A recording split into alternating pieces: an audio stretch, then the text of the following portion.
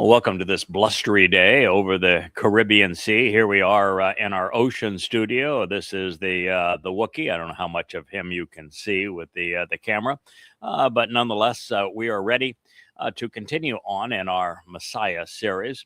And it's really impossible to be um, correct, to put things in perspective regarding the term Messiah without also including the false statements that were made about the inventor of Jesus Christ. That would be Paul, whose given name was Shaul. And we're going to consider now a prophecy regarding Shaul from God's perspective. And he conveyed this 666 years before Paul would write his first letter, that being to the Galatians, where the myth of Jesus was first conceived. 52 CE.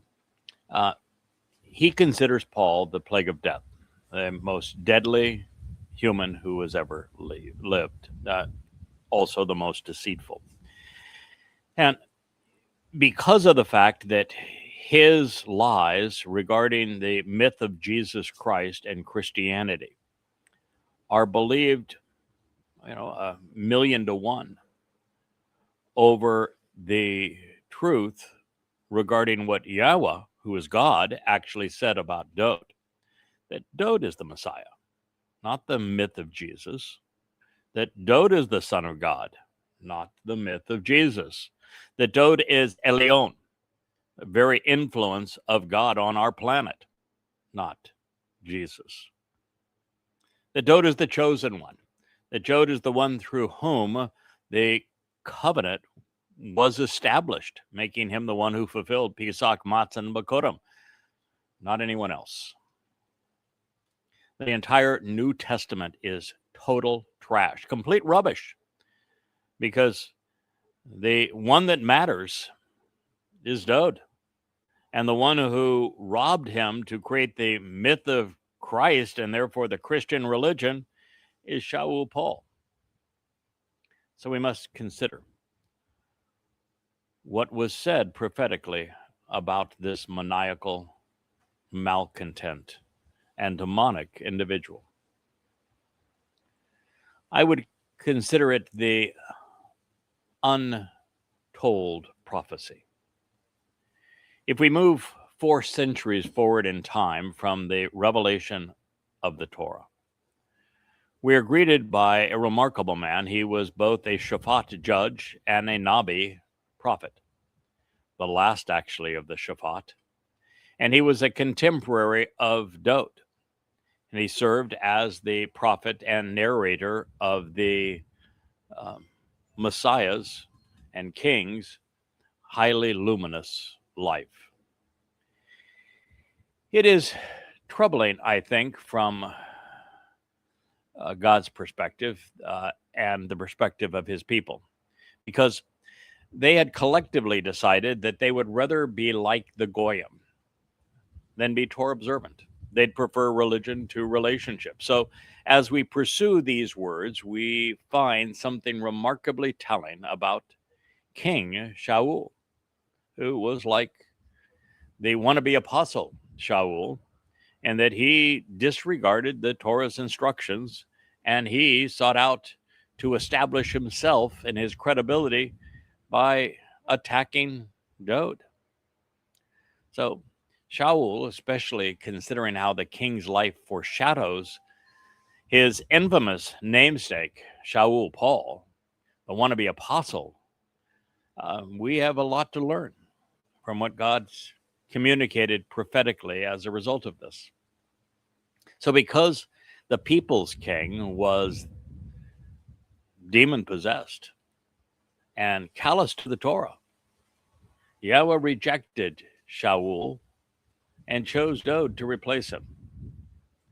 And this is also true of the wannabe apostle Paul, who was demon possessed by his own admission and who rejected the Torah for his replacement of Dowd, named Jesus. 3,000 years ago, as they had so many times previously, The children of Israel chose poorly, electing Shaul to rule over them rather than being led by Yahweh through his Shaphat, judges. As a loving father, rather than give up on them for having rejected him once the people's experiment with human governance failed and Shaul succumbed to an ignominious death, by the way, at the hands of the Philistines, God intervened to provide a valuable alternative. He would choose a shepherd to lead his people, giving us the opportunity to become part of his flock. Now, every aspect of this story is prophetic, drawing our attention to a far more evil man and horrid time, even a far worse individual. And this is how it reads. Then Shamuel, means he listens to God, said to Shaul, which means to question him, "You have behaved foolishly, failing to observe the instructive conditions of the relationship of Yahweh, your God, regarding the correct path to the benefits of the relationship that he instructed you. As a result, at this time, Yahweh has now established that your reign is over and that you shall never again witness as an eternal spokesperson on behalf of Israel." King Shaul was about 1/1,000,000th as Torah adverse and 1/1,000,000,000th as condemning of Yisrael, as was the apostle Shaul. And yet Yahweh called the first Shaul an ignorant and irrational idiot, when actually all he did was add a few of his own embellishments to the Torah. By contrast, Paul repudiated the entire Torah and he threw it away, nailing it to the mythical cross with extreme prejudice. And he replaced it all with his own verbal diarrhea. King Shaul's offenses compared to the apostles, Paul, were so insignificant there would have been no reason to rebuke the man who was about to die or to tell us that he had been a bad example and was being enshrined forevermore as a witness to what we should avoid. But it is only in the context, I should say, of one Shaul being prophetic of the other and serving as a warning that Samuel's rebuke makes sense. He is condemning Paul, the New Testament, and Christianity with these words. Since Yahweh would not stand for King Shaul's interpretations or leadership, imagine what his response is going to be to the vitriol of the Apostle Paul, who began his first letter, Galatians, calling the Torah pornography. So now, your leadership position shall not stand. Yahweh has diligently searched for and responsibly sought an individual to approach him whose judgment and aspirations are similar to his own. Wow. As a result, Yahweh has instructed him regarding the correct and conspicuous leadership which will expound upon the truth among his people. Indeed, this is because you have not observed, neither closely examined nor carefully considered that which to show the way to the benefits of the relationship Yahweh instructed you. Shamuel, listen to him. Samuel 13 and 14. I've said many times that if we diligently seek to understand who Yahweh is, what he's offering, what he expects in return, who he chooses to work through, and how he achieves his purpose and plans. The more we study his testimony, the more we tend to reflect his nature. That's what is said here. Yahweh was choosing the man whose attitude, whose aptitudes, whose approach to life was similar to his own. And that's what happens to each of us. The more we study, the more we are placed in the center of God's will, the more we engage in doing what he wants done, the more we reflect who he is. His ways become our ways. His thoughts, our thoughts. His motivations are shared by those who love him. Dowd was a marvelous example. So man's way is through the Shauls, the king and the apostle who wrote and inspired the Christian New Testament. Man's way is through government and religion. It leads to death, to being controlled, to being fleeced, to being misled. Yahweh's path is through Dowd, and it leads to the covenant.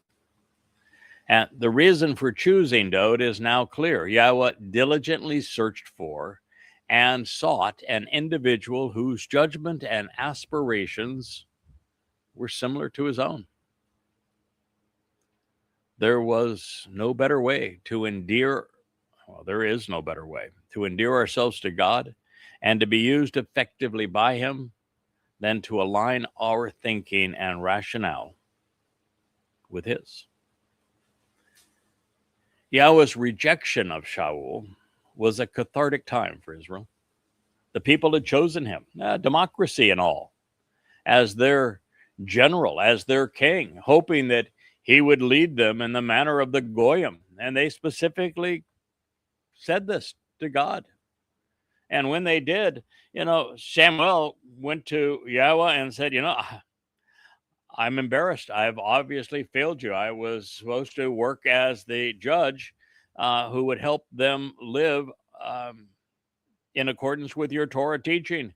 And they rejected me and want this man. They've elected Shaul to be their king in the manner of the Gentiles, and to also be their commander-in-chief. That's what the religious did. And God's response to Samuel was to say, no. They haven't rejected you. They rejected me. Powerful. When you think about it, this was a man who was speaking on behalf of Yahweh, which is a difficult job, an unpopular job. It has never been popular, and it has never been easy. And God took it on the chin and says, no, they're not rejecting you, Samuel. They're rejecting me, which is the same thing with the Christians today when I criticize their religion. The same thing with the Muslims when I criticize their religion, and with Judaism as I criticize that religion. Then Yahweh said, posing a question to Samuel, for how long are you going to grieve about Shaul, since I myself despise him and I've rejected him as king of Israel? No.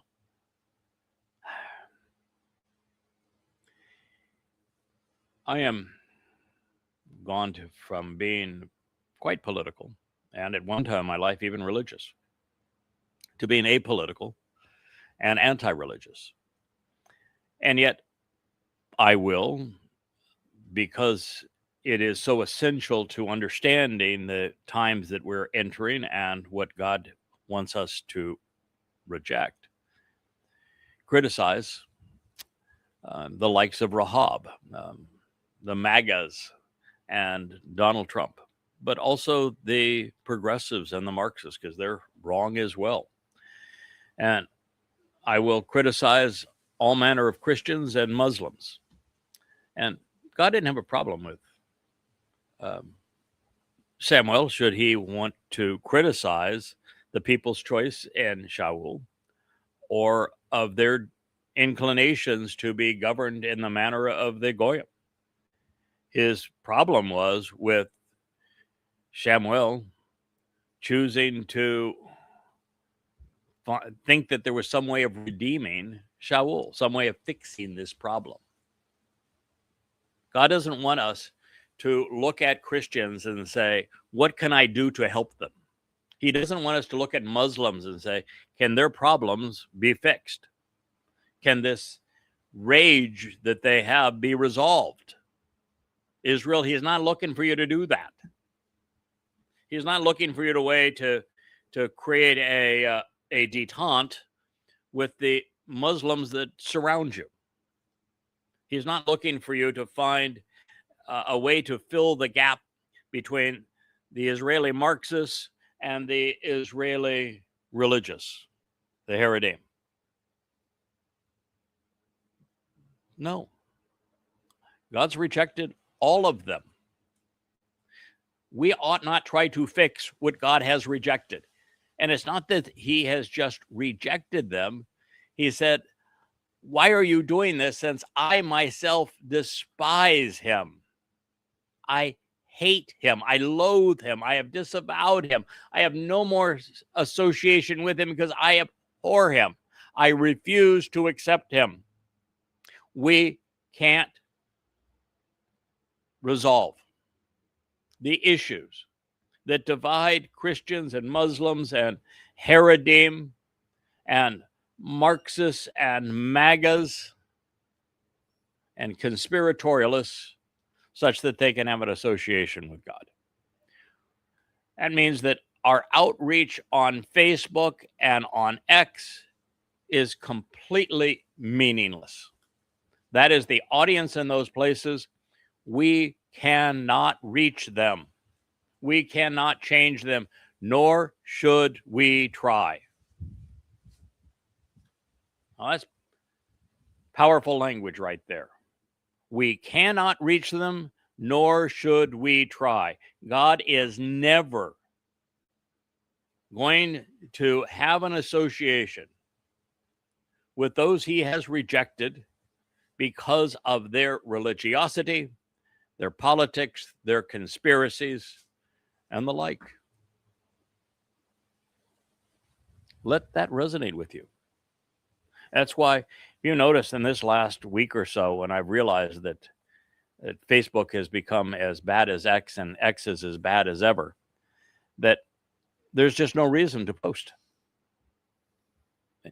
Yes, I think that we will encourage one or two, three individuals to continue to keep the account current at X and at Facebook, but mostly by sharing what we know to be true with those with whom it will resonate.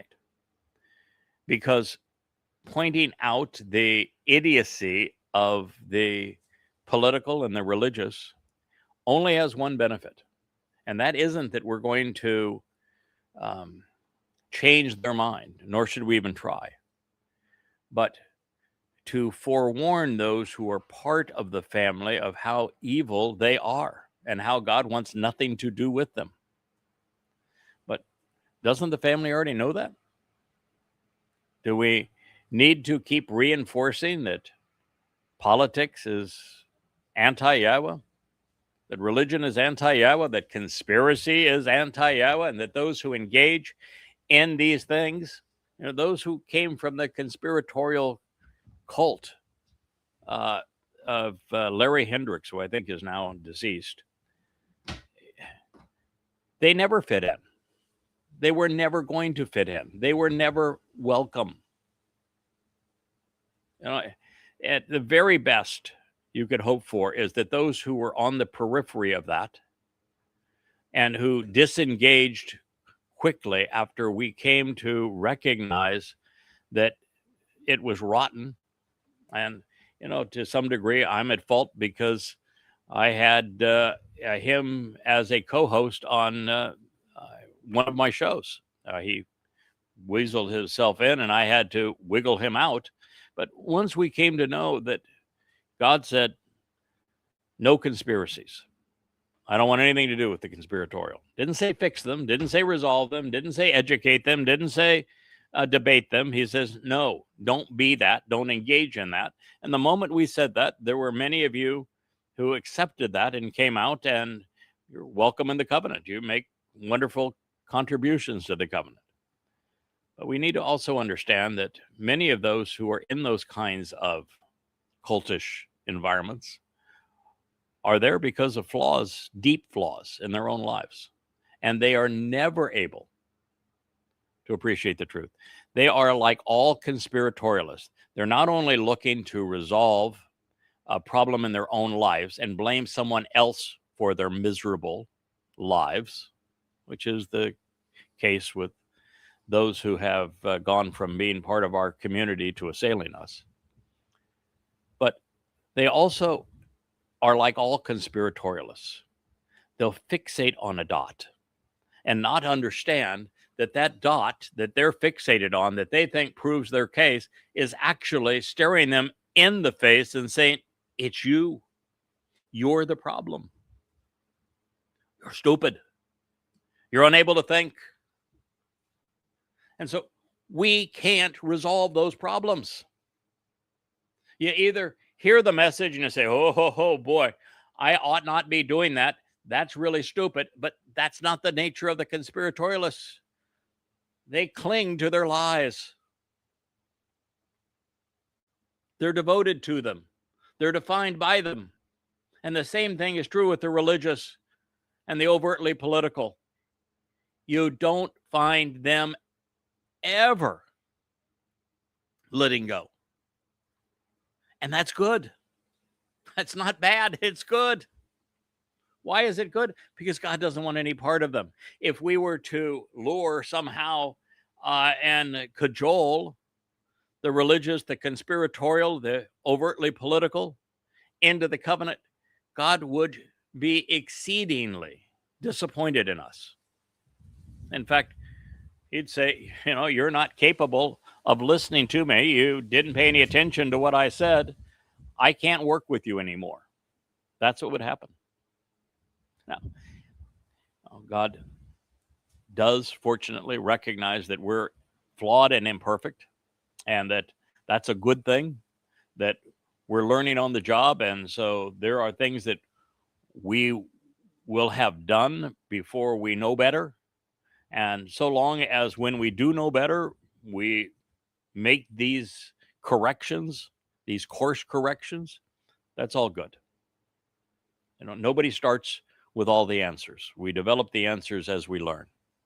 And God's only issue there is that as you learn, you make the adjustment and you do as I have asked. And we have.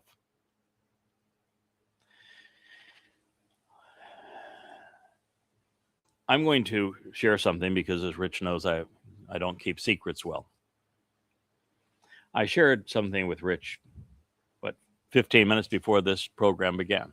Yep. Just before I went into makeup, which in my case means recognizing that the wind is blowing out here, I tossed some water on my head and put on a new shirt. That's a makeup for these shows. I hope it shows. I did run my fingers through my hair a few times just to make sure that the water kept it reasonably in place as the wind blows. So I made the effort. And a nice shirt too, right? Being facetious here now. One of the most impactful prophecies in the entirety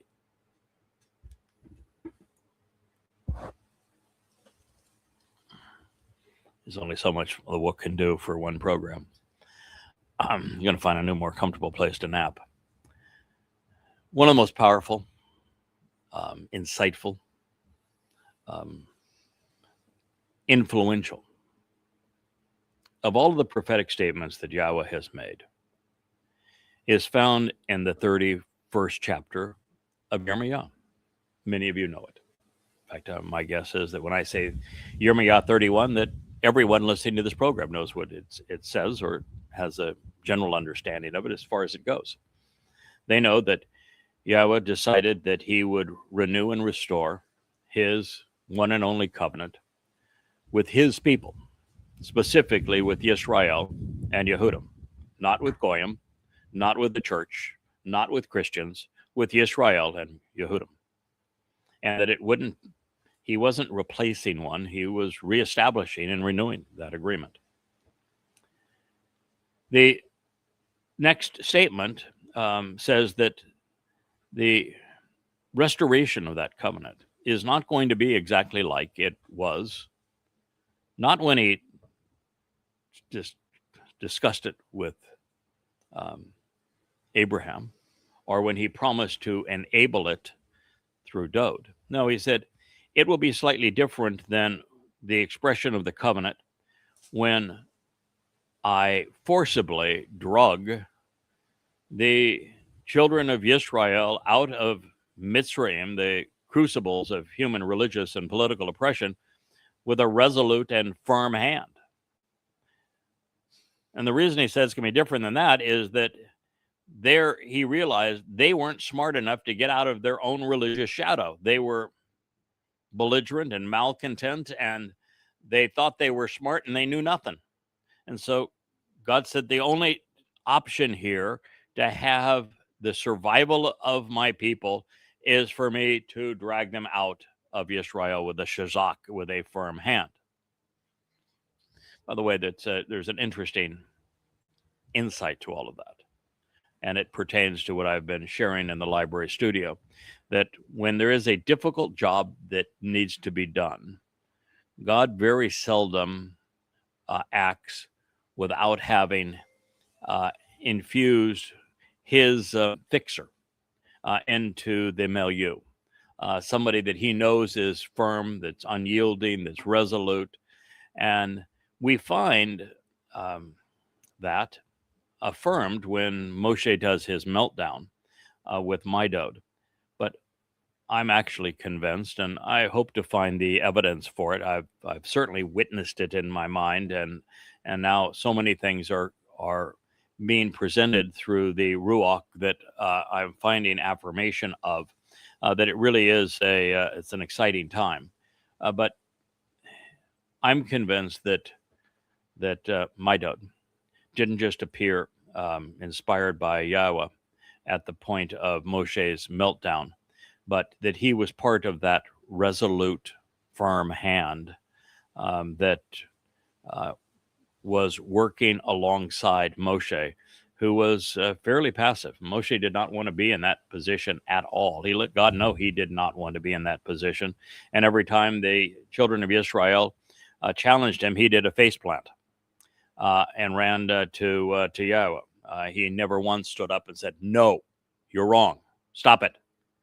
And so I think he had someone that was God's way of demonstrating that resolute and firm hand. And we'll talk about that later as it comes up. And I just want to dispose of one complete lie. Somebody was posting, somebody whose name I don't recognize, on one of the chat rooms as we were doing that show. It says, so, if you're being infused in moments and time, is that reincarnation? And no, good God, no. Reincarnation is a religious concept.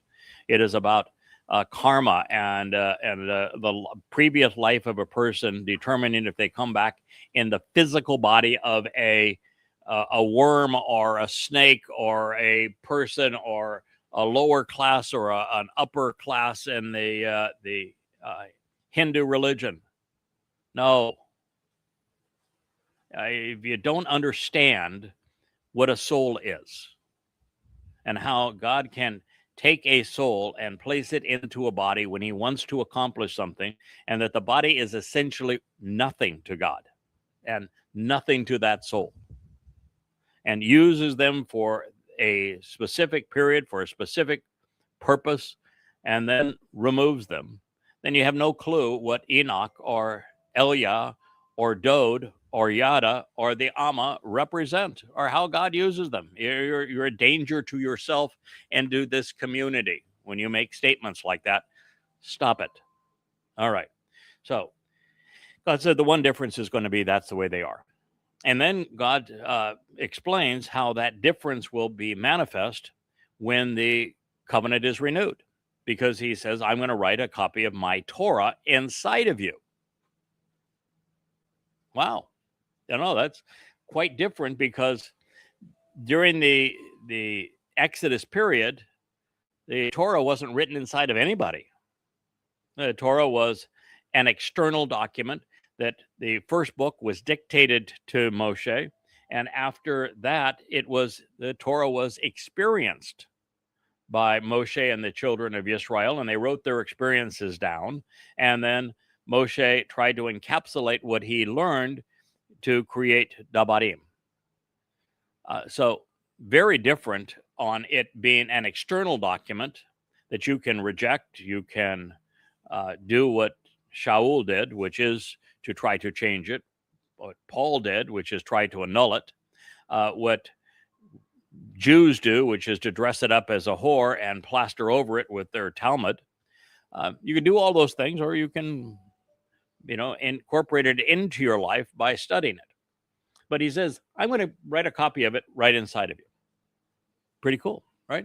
So that is the difference. And that he says that as a result of that difference, my people are no longer going to bend and twist and pervert my message. And they're not going to go astray any longer. Boy, great. So this is happening as we make that transition through Teruah and Kippurim to Sukkah in 33 CE, year 6000 Yah. And we end up in the garden with this marvelous opportunity to demonstrate that there are many who are capable of earning God's trust by being observant, responsive, and reliable. All great. So that's what this thing is, that whole testimony is presenting. And that's typically where we sign off and say, well, that was a great lesson. That's not where God signs off. And I'm not going to try to quote it by memory, because I have read it in the Hebrew. I have not translated the entire thing, nor looked at every mood, conjugation, and stem, every pronoun along the way. But let me tell you the gist of it. I was tracking down evidence that the reference to the greater and lesser luminary in the first chapter of the first book of the Torah, pursuant to the fourth day, that are signs, they are willing volunteers to fulfill the Moedim, the serve as restoring witnesses to the eternal testimony and the 7 annual meetings with God.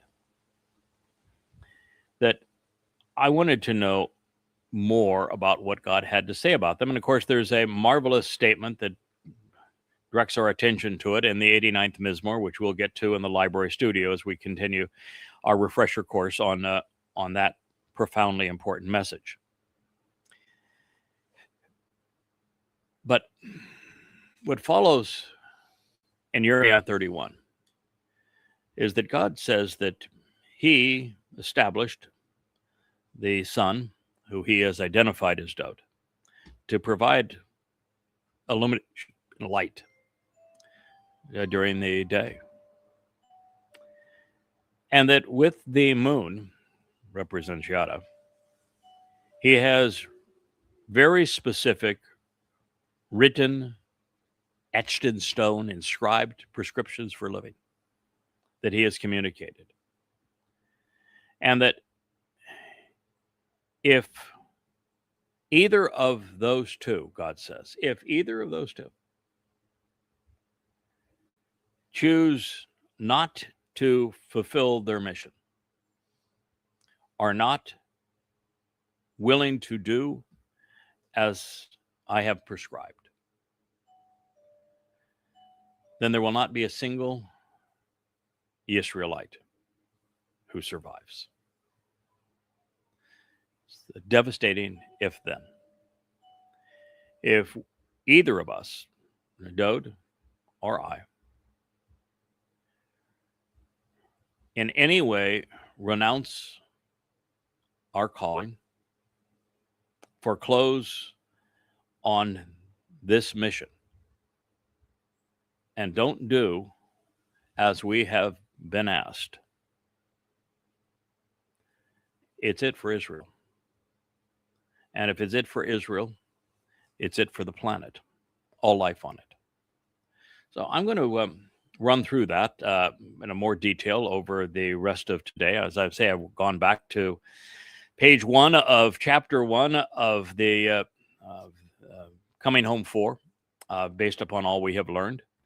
And I will pursue this, and maybe it'll be later today, maybe it'll be this time tomorrow. I'm going to go through that with you because, wow, as you read it in concert with the greater and lesser luminary and Bereshith Genesis 1, and up to that point, God's all in. There is a plan C and D, but there's no other alternative. The Crag and the Dode either come through and work collaboratively together, not only with each other, but with Yahweh, or it's over. Profound, huh? So Yahweh is telling Shamuel, he listens to God, that I myself despise him. I have rejected him as king of Israel. He says, why are you continuing to worry about him? I have rejected him. I mean, that is, I think, as clear as words allow. I don't want you to try to resolve the misguided nature of the religious, of the overtly political, of the conspiratorial. Don't do that. I myself despise them. I have rejected them. I loathe them. I have disavowed any association with them. So, alternative. That's bad. What's good? So, fill your horn, Karen, the container of your ram's horn trumpet, which can emit brilliant flashes of light from the very summit of the mount, with olive oil, shemen, and walk, traveling on a journey. Oh, what did the little Twistians say caused their pretend Jesus to be the Messiah? He was anointed by taking a bath in the Jordan River, huh? Just like the Jordan River. Did the Jordan River flow with olive oil? No. No. That's where the pagans bathed. Oh, goodness. So fill your horn with olive oil and go. I am sending you to Yeshe. Name means to stand out and be an exemplar. He was anything but. He was a louse. The Beth Ha-Lekemi, the resident of Bethlehem. Yeah, it's Dode that came from Bethlehem. That was another act of identity theft to place the mythical Jesus there. They stole everything. I even stole, and I will share with you how they came about having disciples too. Even a mother and father of baby Jesus has, well, baby Jesus has got nothing in truth. And it wasn't Mary and Joseph. You know, as we go through these programs, I'll share with you how all that actually played out and materialized. A resident of Bethlehem, because I have seen a king to approach me among his sons. I have said, and this is part of what's happened here over particularly these last few months, where every day, sometimes multiple times a day, I'm now seeing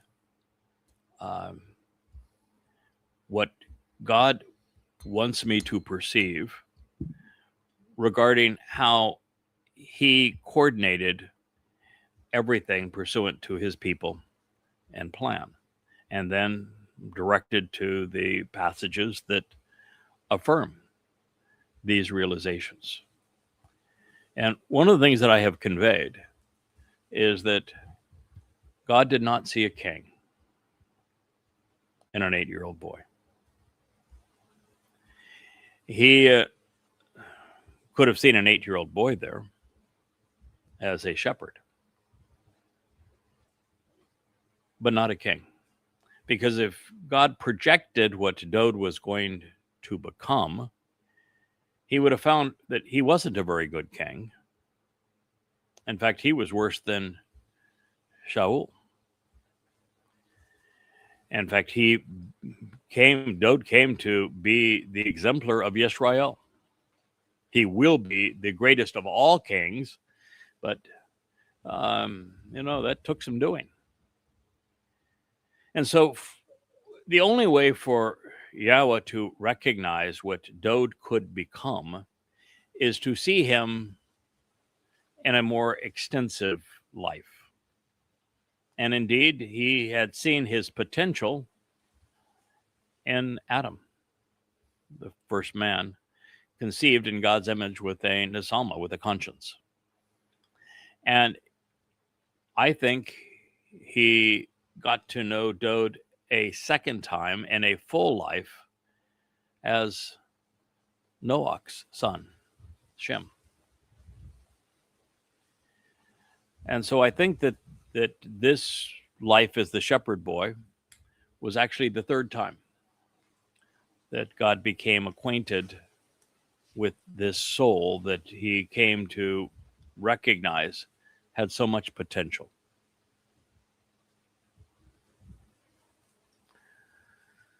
So when Fritz confronted with the truth about the fraudulent nature of Shaul, who is the author of Christianity, we're saddened and disappointed for any of us who previously believed his lies, as I once did a very long time ago, while grieving for those who are beguiled by them, although recognizing that there's nothing we can do to help them.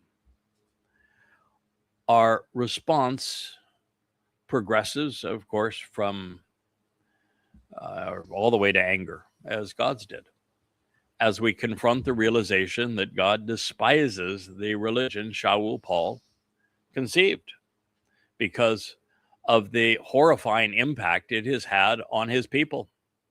Christianity demonizes them. Yeah. Reason I gave up on my attempt to return to X here this week is that, many of you know that there's a remark called the synagogue of Satan in Revelation. I've actually deduced that that it was written by Yahuchanan, who now I know who Yahuchanan is, but it was written by him to denounce Paul. Paul was the one who had gone after and demeaned everything associated with Yahuchanan. And so Yahuchanan's response was to talk about Paul, who admitted he was a rabbi and admitted that he was spending his Shabbat in the synagogues.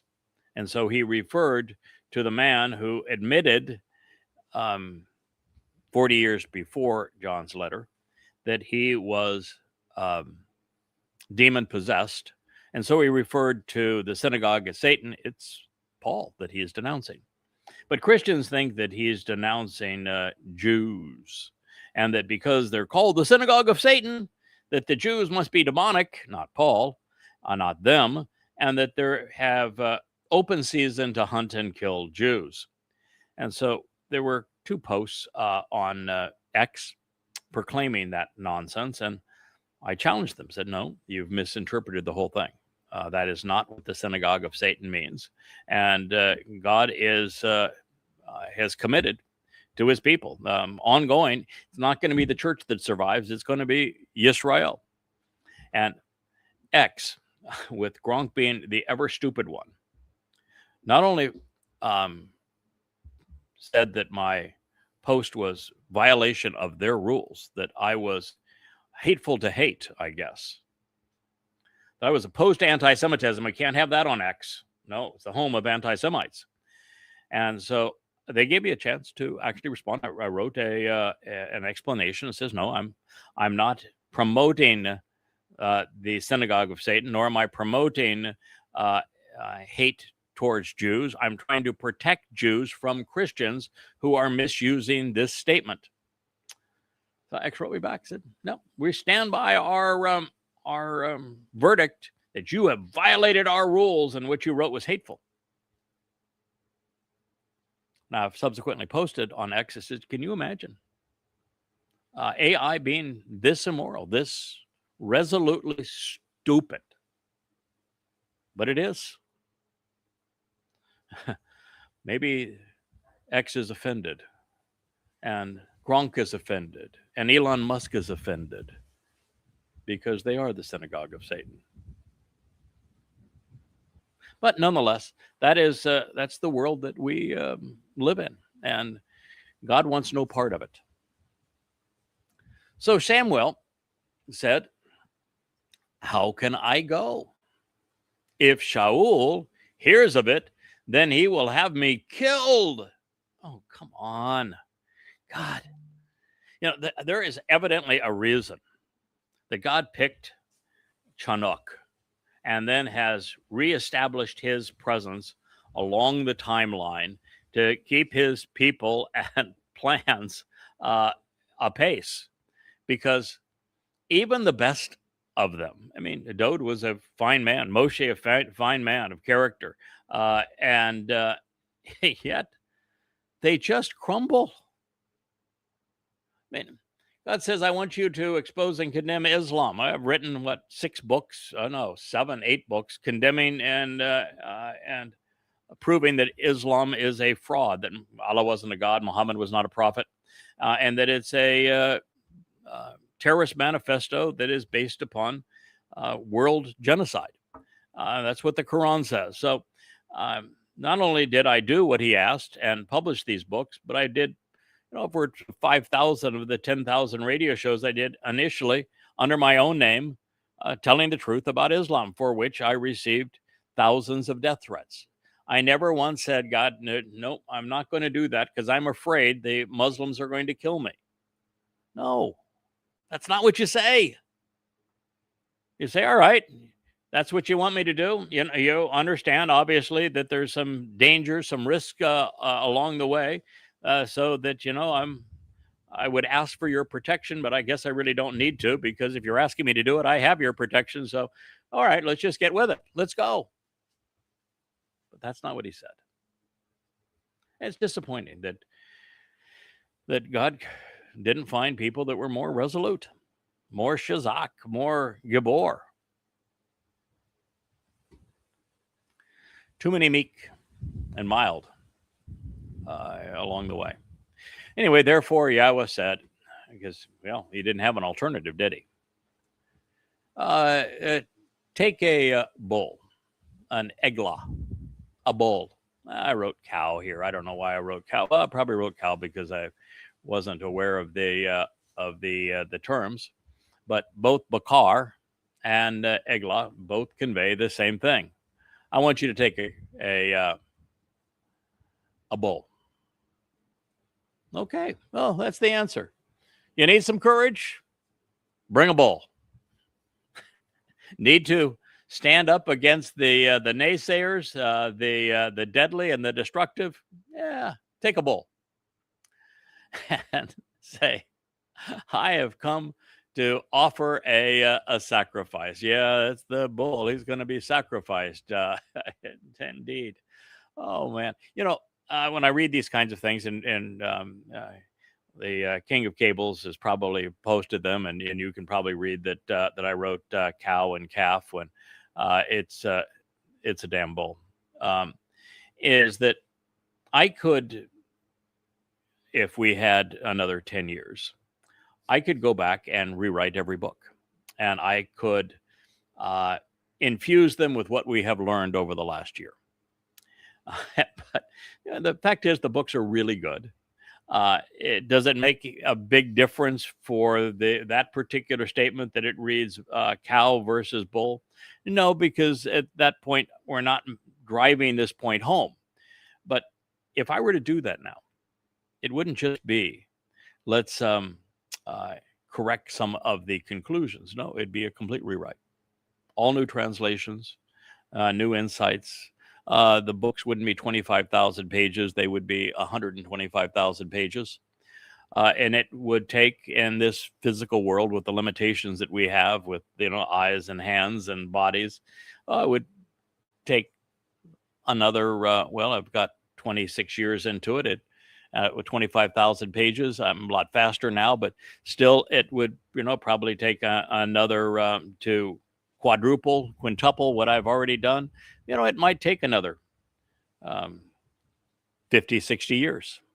Well, we're going to have that time, but not right at the moment. Time. Not at the moment. We're the last sands are dropping out of that hourglass and with great rapidity. I think it's why God said, I want you to go to the Yahweh blog. I want you to do this, because you can read what you've written, and it's pretty darn good, better than anything that's ever existed previously. Plenty good to bring someone to me, tell them what I'm looking for and what I don't want, and how to relate to me and what I'm here to offer. These are good. They do exactly what needs to be done in that regard, but take the next step. Take them along this journey with you in real time, based upon all that you're learning now, based upon this 25, 26 years of work together. You can look in the camera and you can update them in the moment. And that's a lot more powerful. And I still have the joy of spending 2/3 of my day translating and finding insights. It's just that now I'm writing for these programs. I've discovered something 15 minutes before showtime. I've already hinted at what I'm going to do. I'm going to finish that translation, and I'm going to go share it with you. So it'll be literally 24 hours, perhaps at the most, and maybe less than that, from insight to sharing. So that is where we are on these differences. And the thing that we have learned for those that are, get themselves all tied up in their own little underwear, is that I hope it's the Muslim, the Mormon type, isn't it? That are the magic underwear. Yeah, the magic underwear. It makes them perfect, I'm sure, and modest and the like. That people are so hung up on this idea that if you speak for God, well, you're perfect. You're a prophet. You're perfect. No, look at everyone who spoke for God. There wasn't a single perfect person among them. Look at Shamuel. You don't get, much better than Shamuel, and he's screwing up here. No, they aren't perfect. And God doesn't even want them to be perfect. He wants them to be observant, listen to him, read what he has to say, ponder what it is, to respond to him, and then prove yourself dependable, trustworthy, reliable.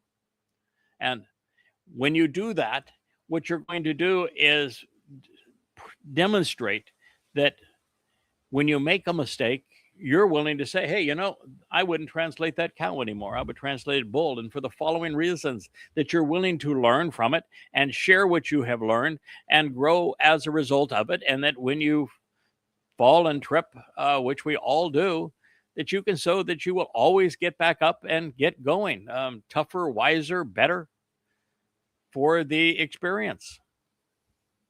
That is what God's looking for. So resolving his people's mistake would actually be a joyous moment for you. One our Heavenly Father wanted to celebrate in his usual manner with a feast. Too bad I'm on the menu. But nevertheless, it is prophetic of the fact that when God finally resolves the religiosity and the timidness and all of the negativity that is associated with his people, in the end, for his return, so he can celebrate the homecoming with Dode, well, it's the bull that is going to be sacrificed. So God has a tendency to weave many truths into his statements. He says, and then invite Yishai, speaking of the religious who need to be cleansed, to the sacrificial feast. I will make known to you, Yada,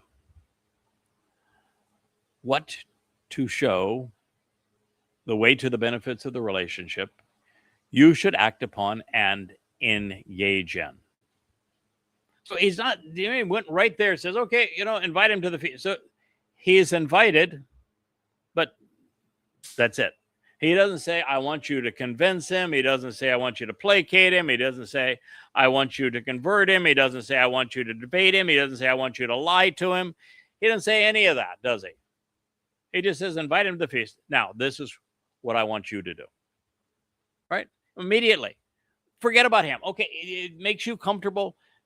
Distract him with dinner. So invite him. Then he says, God just went to, then I will make known to you. Wa ane yada ata eth. I will make known to you what to show the way to receive the benefits of the relationship you should act upon and engage in. Okay? This did not say, I want you to placate. I want you to evangelize to. I want you to reach out to and try to help Yishai. No. Give him something to eat and you go about your business. And I'm going to make known to you how to achieve the benefits of the relationship and what you should act upon. First order of business. Then you will anoint Mashach, the basis of Messiah. You will anoint the Messiah on my behalf, for me. The one through whom I will reveal the way to get the most out of life. This is rich with Asher. Asher, Asher, Asher. Whom I will announce to you. I'm going to tell you the one. This is what you're going to do. And you're doing it for me because I am announcing that he is going to be the Messiah. And that's the way to receive the benefits of the relationship. And that's what you should engage in. All the way while that other idiot is distracted. Dode is the antidote to Shaul. He would be anointed, becoming the Messiah. More than any other person, Yahweh would make him known to us. He is the most prominent person in God's story. And it's a promise that he has kept. Together, Yahweh and Dode would reveal the way to the relationship God intended. In fact, even enable it. You read the 89th Mizmor. In the third statement, God gets right to it. The first statement he's made is that I established the covenant with Dode. So when we listen to Yah, we know how to act, where to go, what to do. We don't have to ask him, God, what is your will for my life? I have never asked him that question, nor should you. We are prepared to respond to opportunities and provocations. We are properly guided and instructed, prepared for whatever life brings our way. Good things happen when we follow this same formula. Listen to God and engage as he has requested. Yeah, perhaps that's why Shamuel's name means listen to him. As a bit of advice, you can do whatever you want. But when God says, I want you to go do something, my suggestion to you is that you don't say, but if I do that, he's going to kill me. Yeah, come on. Show some courage. Show some gabor. Man up. Okay? God will appreciate it. Shamuel engaged and did, therefore, what Yahweh said. I recall that's also what happened with Noach, wasn't it? That Noach listened to Yahweh and he did as Yahweh had asked. He came to Bethlehem, which is house of bread, but also house of conflict. Bethlehem. He started a bit afraid. And the elders of the town approached and they welcomed him. They charad him. They asked, "Did you come under favorable circumstances to reconcile? Shalom, as a friend with blessings to make us healthy and whole, in peace to satisfy and fulfill a promise?" Samuel listened to him. 1 Samuel 6:4. Interesting, right? So even before he got to Yishai, who evidently was some kind of a big shot, because he would have been aligned somehow with Shaul, the elders of the community said, "Yeah, why are you here, pal? Are you come in peace?" And I know what my response would have been. None of your damn business. I'm not here for you. I wasn't told to come to talk to you. Please step aside.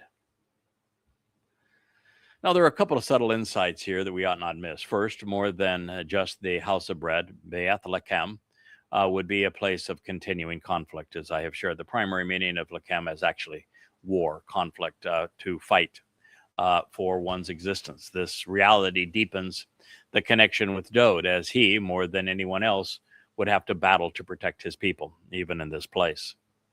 Second, the reference to Shalom is intriguing because it would soon be incorporated into the name of the city most closely associated with Dode, Jerusalem. Jerusalem is the source from which teaching and guidance regarding reconciliation, Shalom, flow.